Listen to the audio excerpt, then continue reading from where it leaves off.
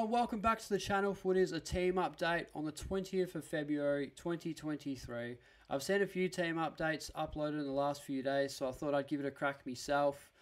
Before I get into it, I do apologise for the computer fan if it starts to get a bit loud. There's not really much I can do about that. It's about 35 degrees outside where I am right now, so when videos are recording, it's using heaps of power. It kind of, especially when it's hot, it just goes off its head at times. So hopefully you guys don't hear it. But look, I'm pretty happy with it. I'm expecting a lot of controversy with this side and a few roasts in the comments, but I'm looking forward to reading that and taking advice off anybody. But this is sort of what we're running with at the moment.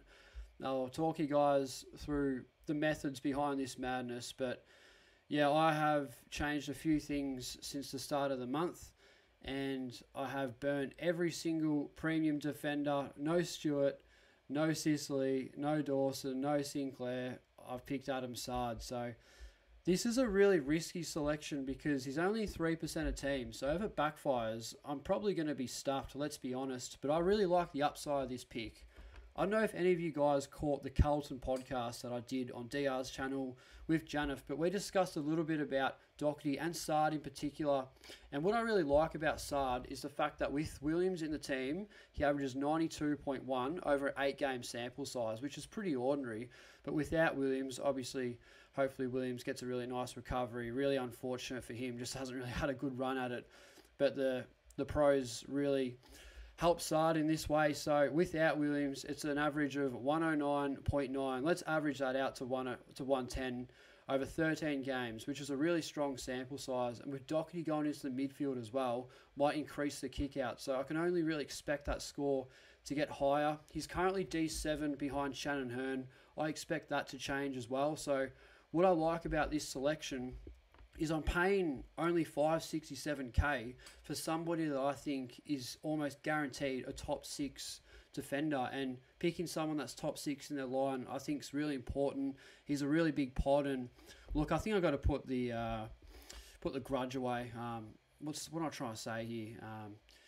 Bit salty that he left Essendon. He was one of my favourite players. It's going to be weird going to games and not booing this bloke because every time he gets it, it's like, oh, piss off, mate. But now I've got to cheer every time he gets a possession. So, yeah, it's time to bury the hatchet. I think that's what I was trying to say with this bloke, and just enjoy watching him play. And instead of booing every time he gets it, woo every time he gets a kick. So, yeah, I'm with the Carlton fans on this one. I think Sard's an absolute jet, and he's just going to keep up his unbelievable form from 2022.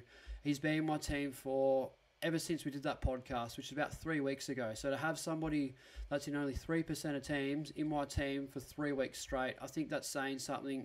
I'm picking this guy with my heart, not my head. There's a little bit of thinking around it as well, but I really believe in this selection as a pod, and I think it can work. I like the money I'm saving, so we're going to roll with Sard at the moment.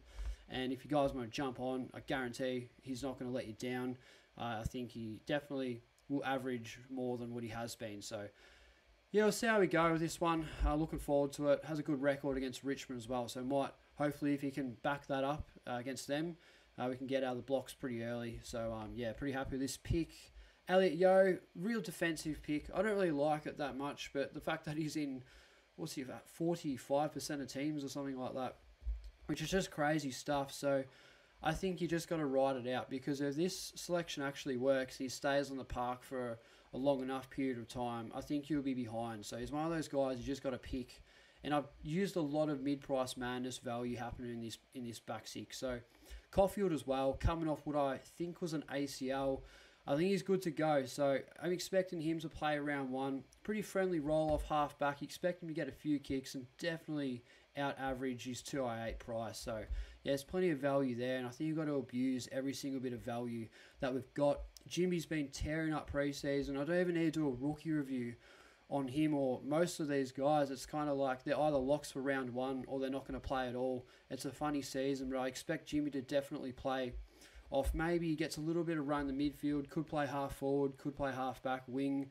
Mr. sort of versatile, should benefit regardless at that price. Got a really high ceiling, and he's definitely going to be a gun for West Coast. They've picked up a beauty there, and I'm really looking forward to watching Jimmy play and hopefully make his debut in round 1. McKenna's there. I think he definitely plays. Was a bit of speculation whether or not he was in the Bees team, but I think he's kind of definitely probably best 22. He's in there anyway. We can always change it if he doesn't play for Wilmot or something. I think they go one or the other. So, yeah, it'll be either McKenna or Wilmot, depending on what the selection is going to be looking like on the Thursday night before round one, which I'm very excited for.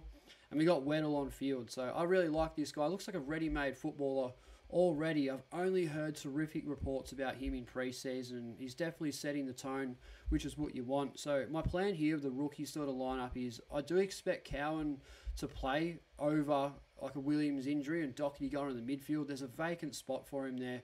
And I think he's obviously the third ranked rookie in terms of SuperCoach averages in last year's draft and the first pick general defender.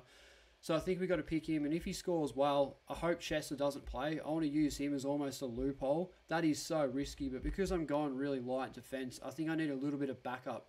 So Chester would be the loophole for Cowan / Weddle, and then worst case scenario, we've got Constable to sort of go back there. So that's a real tactical thing. I'm not advising anybody do that because it is a really risky thing and it could come back and bite me in the ass. But at this point in time, I'm going to run with it and see how we go.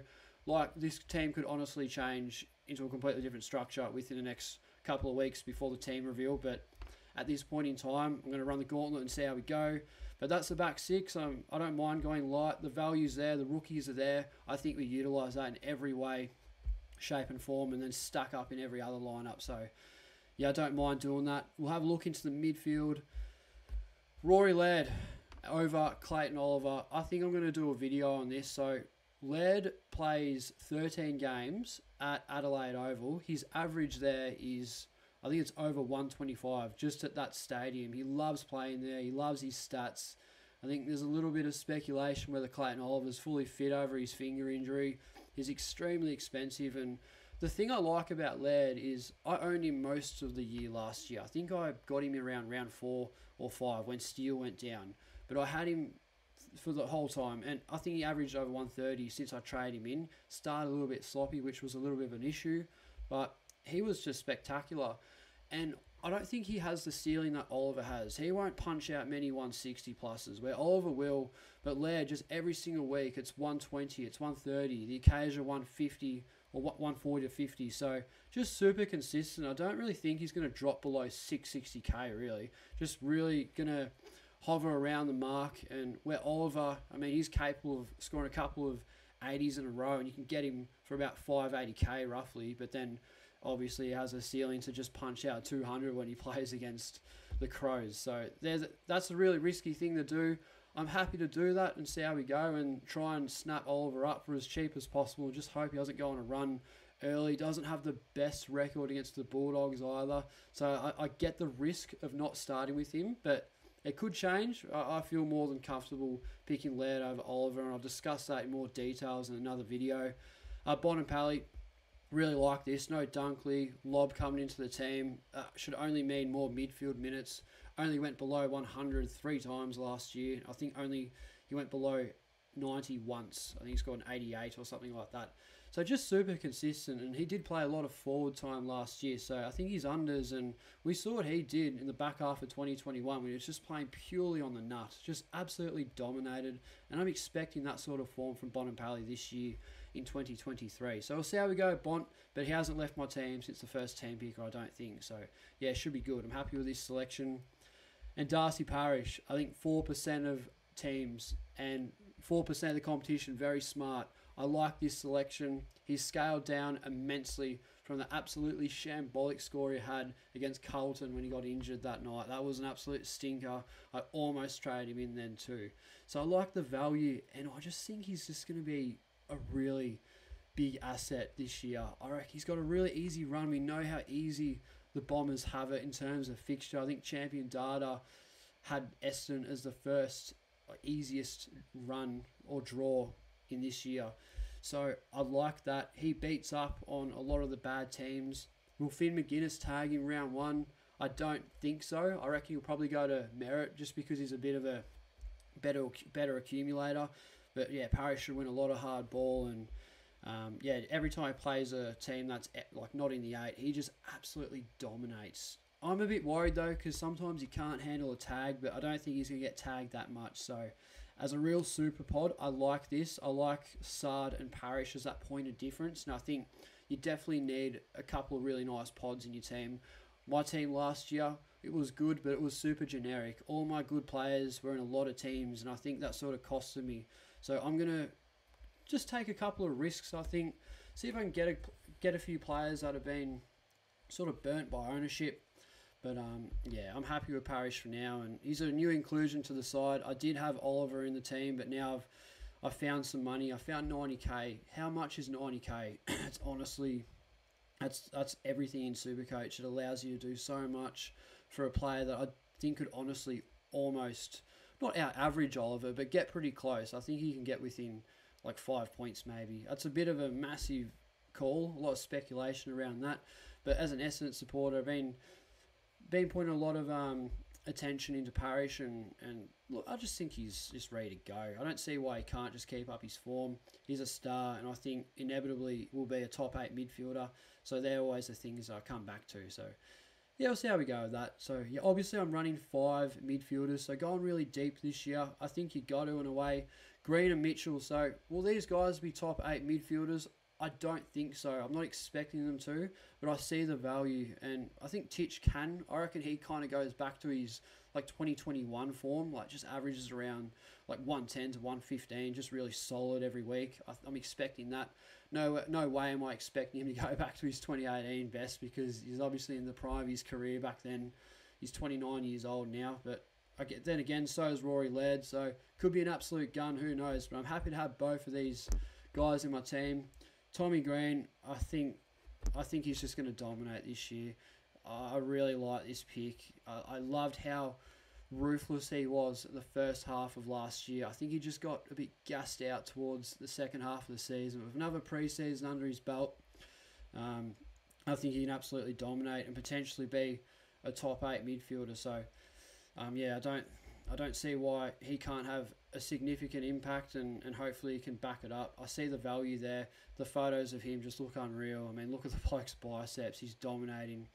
I'm surprised that Dua Lipa hasn't reached out to him and absolutely married this man. He's an absolute stud, and I think he should be in a lot more SuperCoach teams than he is. So, yeah, I did say it was a little bit risky to run both of these guys, but they do have the last buy, I'm pretty sure. So if they're out of form, there's no reason that we can't just palm them off. So, yeah, I'm wearing my Giants t-shirt tonight, especially for this bloke here. So, yeah, wouldn't mind getting the number 12 on the back if I get a Guernsey. I really want to get one of those, like, charcoal Guernseys. They're always out of stock, but I just reckon they look so sick. Like, they stock them up again, 100%. Tom Green's a good selection. I'll be getting one of those with the 12 on the back. No doubt about that. So, yeah, I like this midfield, and I don't need to really talk about it anymore. I mean, every man his dog's got Hopper, Ashcroft, and Phillips. I think it's just too risky not going there, so I like them as picks, and they're definitely going to fit in.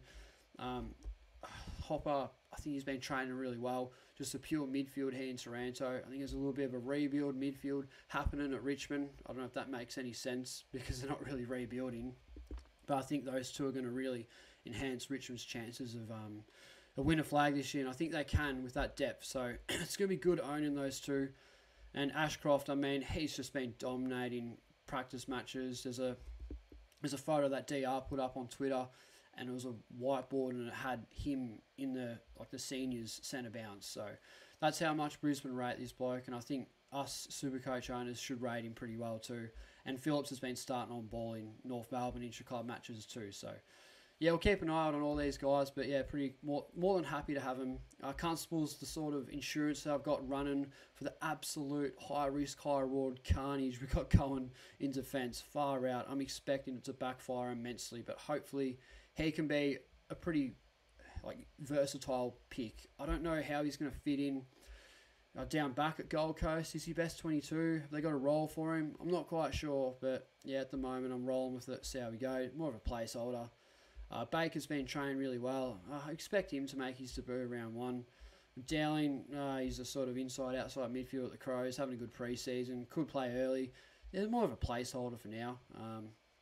And this is where things get a bit dicey. So I've been rattled with my rucks, absolutely rattled. I'm happy to sort of set and forget with Rowan, but I've had Witts, English, Darcy. I've had all these blokes in and out of my team, but at the moment it's Darcy Cameron. So when he was injured last year, Cox played a lot of the ruck, but I don't think that was Collingwood's preference. Cox took all the CBAs away from Darcy, I think just because he wasn't 100%, obviously Darcy Cameron. So yeah, there's that. I like the fact that he's only 465k and his average has absolutely plummeted from the first half of the year when he was a genuine forward, and then they had him come in as a ruckman and he went on a bit of a run. He was definitely like a top 6 forward at the time, and I didn't get him and it costed me a lot.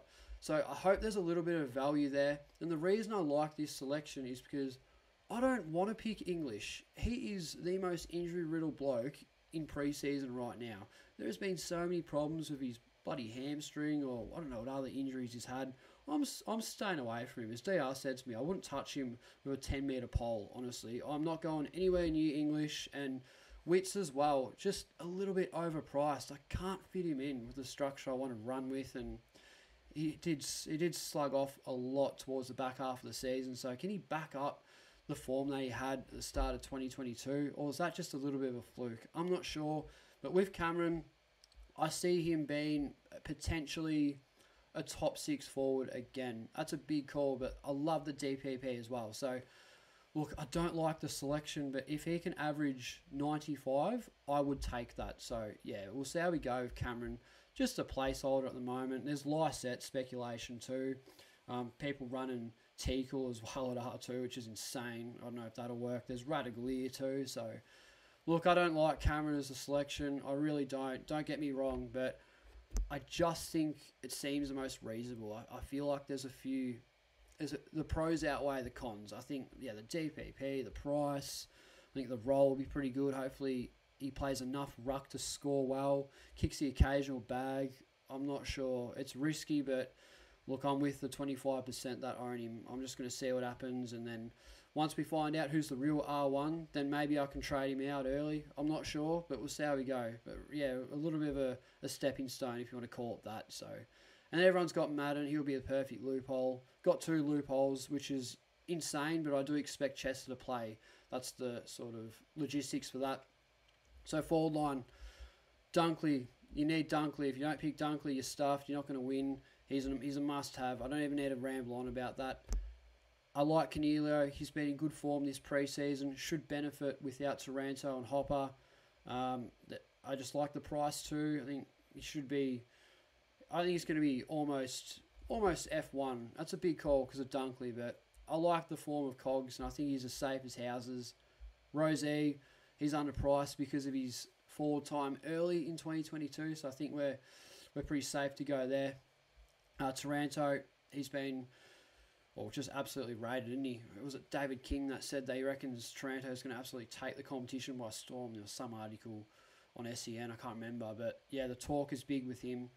And this is a crazy selection. Jack Siebel has gone down back again. What do we reckon about that? So, is there, as Insider said, is there enough monopoly in selecting? I think it was Insider. Might have been Dr. Supercoach. I can't remember. But is there enough monopoly in selecting Siebel? Is he going to make enough money when he's going off halfback? I can tell you he's 100% playing halfback. He's been playing halfback all pre-season and in the North Melbourne intra-club matches. I know that doesn't mean much because it's only intra-club, but so far the signs are good. And if he gets DPP after round 6, we can just swing him back to support my absolutely putrid back 6, let's be honest. But if I can just scrape through to round 6 and get Siebel down there, I think that'll make things look a lot better. It'll sharpen up the team a lot more. So I'm more than happy to do that. High risk, high reward, but the price is okay because if it doesn't really work out as a selection, there's Sam Flanders as well, there's Oscar Allen, there's probably a few other guys I'm not really thinking of, but I can go down to them. It's probably the most expensive mid-price we got, and then I've worked it out. I can get in Sam Flanders and then get Cameron up to Witts. Is that a smart move? Like that 2 Gold Coast players, they have the first buy, so it probably seems more reasonable, but I'm going for a little bit of a high risk, high reward. But yeah, Siebel is playing down back. I don't know if he has the same sort of 107 average that he had in 2022. I think that was a little bit of a fluke, but hopefully Aaron Hall can not play every single game and he gets a few kickouts. So, and Luke McDonald can play on the wing. So I think Clarko is definitely going to use Zeeble at where he belongs. I think by far his best ever season off halfback, get a few kickouts, get a few cheapies. That's ultimate seagull role. We'll see how we go. It's a risky selection, but I like the price. I'm going there. McLean we've all got, and a lot of money on the bench. So King, I think I don't like King as a selection, honestly, on field. He averaged, when he was playing before he did his ACL in 2021, I think he had a 5-round average of like 35 or something like that, which is rubbish in my opinion. You don't want that straight up on field. So what I would do, because Gold Coast, I think they play a lot of Saturday afternoons. I'd like to loophole him and probably McLean, because King's got the chance, another season, really high draft pick, almost coming into his prime now. If he can come out and kick 5 goals for us, I'm definitely going to bank that over whatever McLean scores. And then when I flip Zeeble back, could also be pretty good depth. But I don't mind it. I like the idea of paying up for rookies and going real sort of mid-price madness. So, including Cameron, I think we've got 12 keepers. Let's have a look here. So we've got Sard, 1, 2, 3, 4, 5, 6, 7, 8, 9, 10, 11, 12. Yeah.